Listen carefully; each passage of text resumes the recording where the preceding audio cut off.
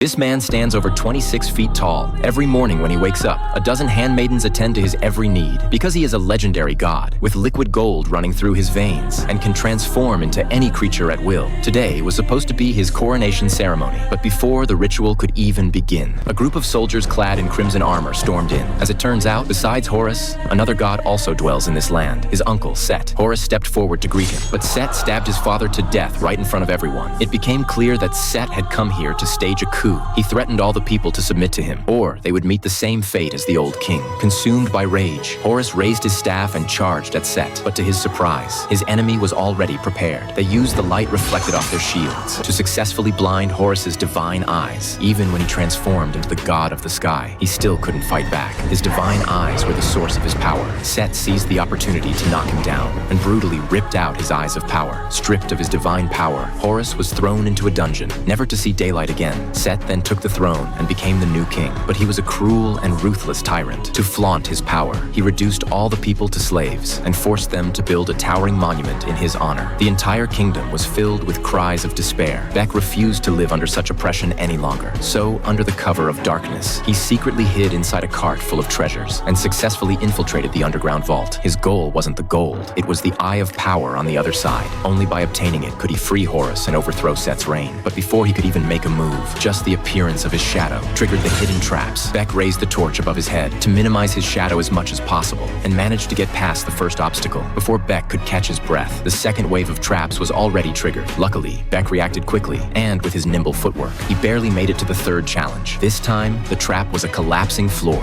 Bek sprinted with everything he had and grabbed the Eye of Power just before the floor gave way. Now, there was finally hope for the kingdom. Bek escaped with his girlfriend by chariot, but little did he know, the army had already spotted them. An arrow flew through the air and struck his girlfriend right in the heart. Bek was devastated, so he sought out Horus and decided to use one of the eyes as a bargaining chip, demanding that Horus bring his girlfriend back to life. But with only one eye, Horus had no chance against the judge of the underworld. Their only hope now was to find Horus's other eye in order to save his girlfriend. Bek teamed up with Horus and headed to the location where the other Eye of Power was hidden. But as soon as they stepped inside, they encountered an even deadlier threat.